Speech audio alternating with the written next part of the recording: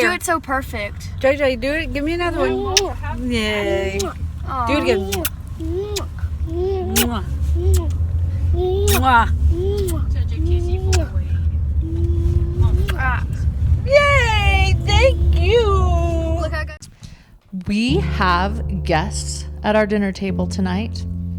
We're very grateful and fortunate to have Kay and Larry Woodcock with us, and we've been spending the last few days with them, and we posted the picture that who took it? Did you take it? Kay, Kay took it. Kay took it. She's got the selfie arms. She was the one that pulled it off. I couldn't fit anyone in, and Kay said, hold on, I got granddaughters that have taught me. Let me take this over, and she got the selfie of us last night. Right. So a little known fact about Kay is she's an expert selfie taker. So if you're around her and you need a selfie, please ask her. I'm sure she'd be more than happy to accommodate. I'm sure people know some about JJ, but could you guys maybe really help us understand JJ a little better? He was born May 25th, 2012 to my son and his girlfriend. He was born 10 weeks premature. At 30 weeks, he was 2 pounds, 9 ounces at birth. He was in the hospital for 6 weeks. The social worker called and said that she was given our names, and she asked if we would take him in. And of course I said yes. And I did that without any input from Larry. I went home. I went home before him, and I called him and said, okay, you've got to come home. We got to talk. And so when he got there, I had a bottle of his favorite scotch sitting on the table with a glass with ice in it. I didn't know if she was kicking me out or, said I'm dying of cancer or what. But You were prepared for anything. I was prepared. I was open to it, whatever. And she said, best I can remember, we're going to have a baby. I accepted that without talking to you, but if you want out, I understand. And I thought about it for about half a second. And I said, why wouldn't I not be part of this? I said, absolutely, let's do it. And at that time, Kay and I, we didn't refer to JJ as JJ. His name was Canaan. And it's a beautiful name, and I love that name. So we went to the hospital, and we got Canaan, and it was like, I'm a daddy. And Kay, they wheeled her out in the wheelchair, and she got into the vehicle with us, and she had this baby, and it was like, oh my God, deja vu all over again. What if I forgot? Yeah, and that was my single biggest worry. Yeah. It was big. Did I still remember how to raise or to be responsible for a child? Yeah. And there's a lot of things I had to learn about being a daddy again. But the one thing that you never have to learn is that the love a baby you have for a baby. And I'd get up in the morning and I'd give him his bottle and I'd give him his bath and stretch his little arms and massage his back. He loved that. I'd turn him over on my knees and I'd rub his back. We have a video. We were in Las Vegas, 2018 for Thanksgiving. Charles flew there. He and JJ drove up and met us, and he had him on the bed, 6 years old then, and he had him on 5 or there. 6. He was rubbing his back and See, JJ, because I did it up until he left. Yeah. And so even after he would come back to stay with us, he'd jump up on the bed in the morning time and he'd lay across my lap and Papa rub my back, He was about 6 months old. I had to bring him to a pediatric cardiologist. He had a hole in the heart because he was premature. And so they were watching that to see that it was going to close. Mm-hmm. And the first time I met that doctor, I I was crying uncontrollably because I was there with that little baby and he had nobody. Nobody. I can't imagine the decision to give JJ to Lori and Charles to raise. I wanted so much to see the life of JJ go so far beyond my life, to see what he was capable of. He had one gear wide open and the next gear was sleeping. And so he was constantly moving.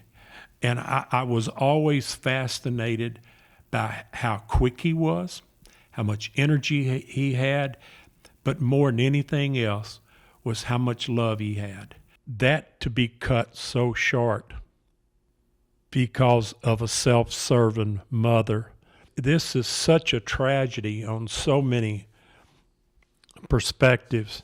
She missed such an opportunity to be probably one of the happiest moms that could be, because I felt like that JJ's potential in life was really unlimited.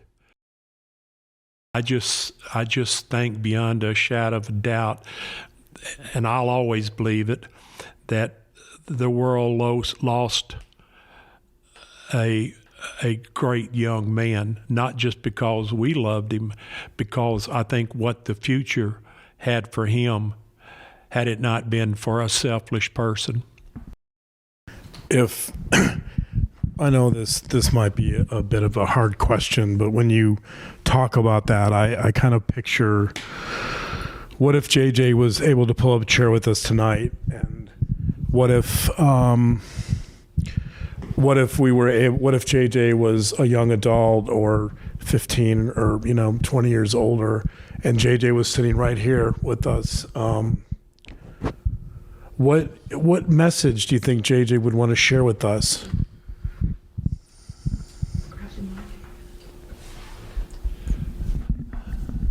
Oh my God. Well, I have to think about that. I think that to know JJ and to love him, you had to understand and accept his enthusiasm, his optimism. Okay. And maybe he didn't know what true optimism and a vision was. I've been fortunate enough in my life to be around so many young men, women, especially young men, where I think it's so necessary for me that I had to encourage, I had to teach, I had to offer opportunity, because I've seen what a lack of a dad position in a child's life, men I've had working for me.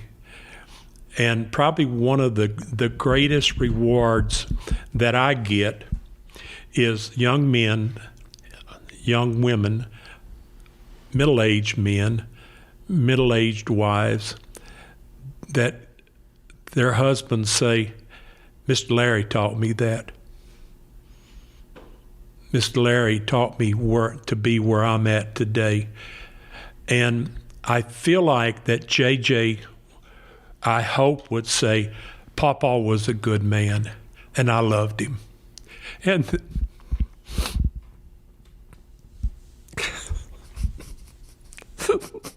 No.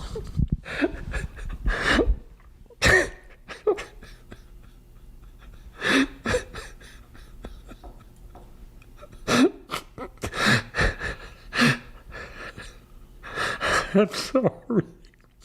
It's okay.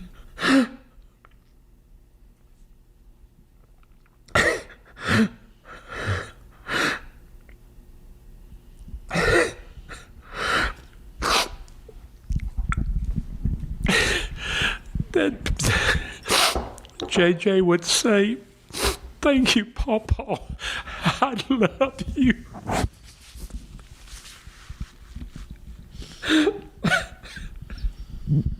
You know, I don't think there's anybody in the world that loved us any more than that little boy. Nobody. I've never been asked that question. I didn't know what to answer y'all. And I've never thought about it. I would have gave my life just for the opportunity to him live his life. I would have never hesitated.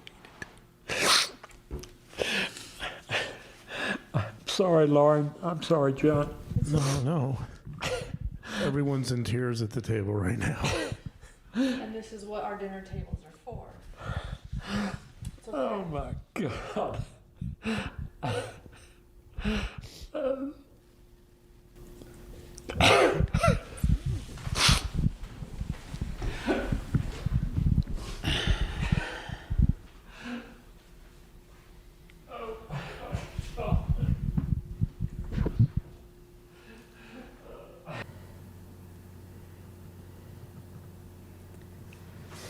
There's no question that JJ adored what he just he did love you too more than. Did you ever see our most favorite video with JJ when we picked him up at school one day?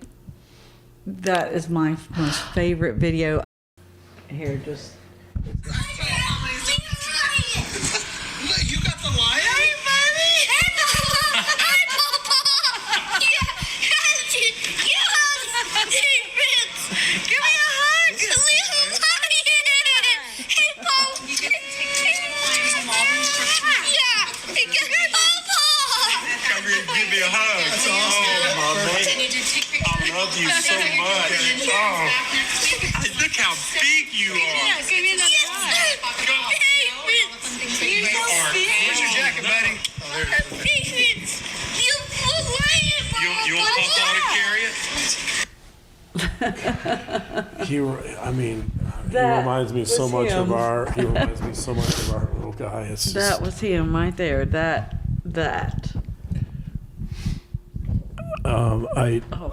He's so innocent and sweet and loving.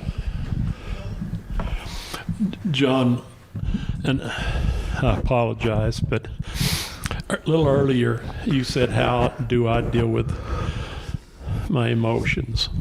And I told you I compartmentalize my emotions. And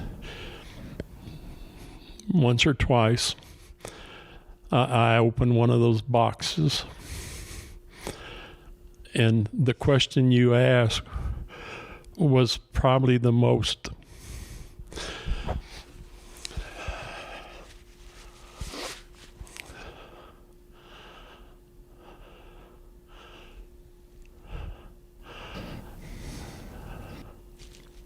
was just one of the most intense questions I've ever been asked, because it makes me, I look at myself now and I'm thinking, I've dealt with the tragedy of JJ up until his death. And I've never taken the time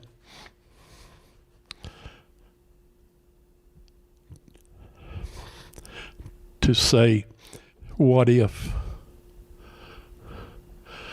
And that is a powerful,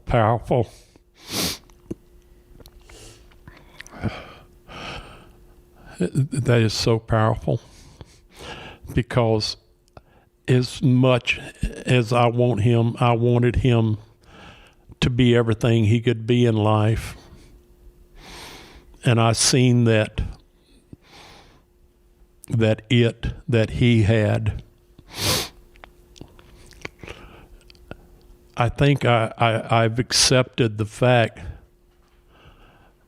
that JJ's life ended,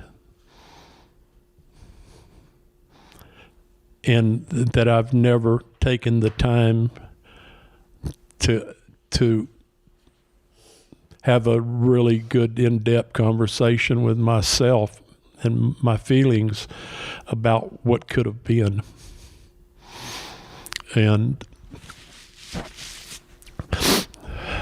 it opened one of those boxes, and it's I just didn't realize maybe how bad that box needed to be opened. And now I'm thinking that I need to concentrate a lot of my energy on the future of what could have been, not for JJ, for banking, for these children that have this exceptional brilliancy, and how we as a society compartmentalize them. And I think that's such a tragedy. I really do. I think that's, I'm telling you, I guess I never wanted that box opened. And that's one of the reasons that I just simply locked that box.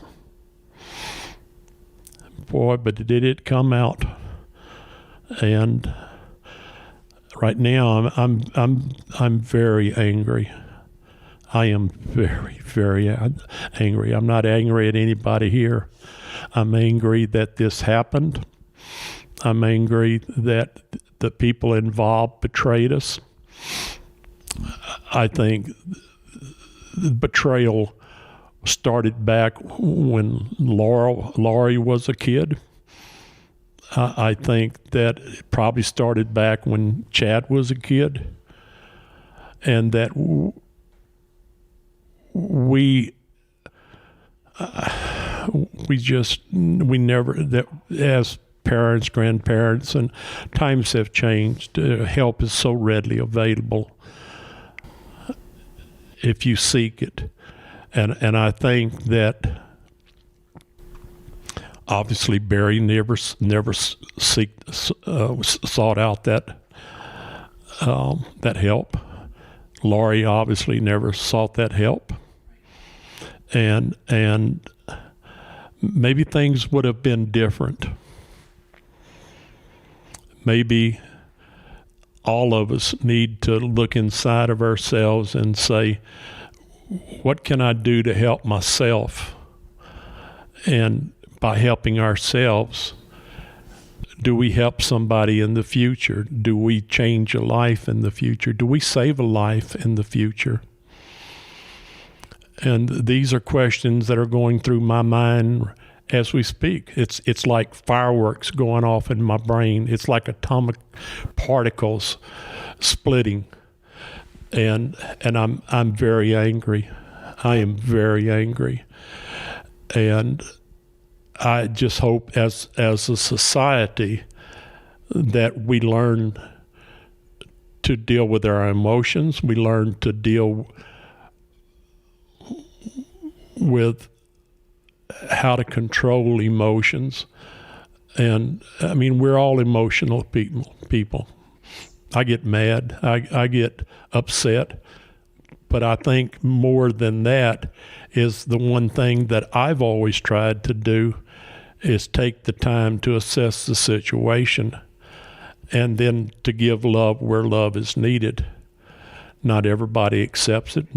You know, you will get lied to, believe that or not. But I can tell you for the last few minutes, a box was unlocked that I didn't want to unlock. And I apologize if I unlock. I didn't. You know, I don't know sometimes how people will react. It was just a question that was. It was a wonderful question. Oh, thank you. It was absolutely a wonderful question. I've never been asked that. And the fact that you ask it totally caught me off guard. And I didn't want to break down. I didn't want to start crying. But there's times in this situation that I simply have to let those emotions out. And then I start thinking, and right now I wish you could see the inside of my mind and see the colors that I see. And I'm sure tonight will be another complete waste of night for me, and because of what could be in the future. What would you see if he was sitting here today? Yeah. And obviously, if he was sitting here today, none of this, what has happened in the last 2 years, would be a mood issue. It wouldn't even be a thought in our head. Right. But he'd be a young man that I would be so proud to say, this is my grandson. Look what he's accomplished. Look what he's overcome. Yeah. And I think part of the question is what can he teach us? And I think you answered that. That JJ was so filled with love,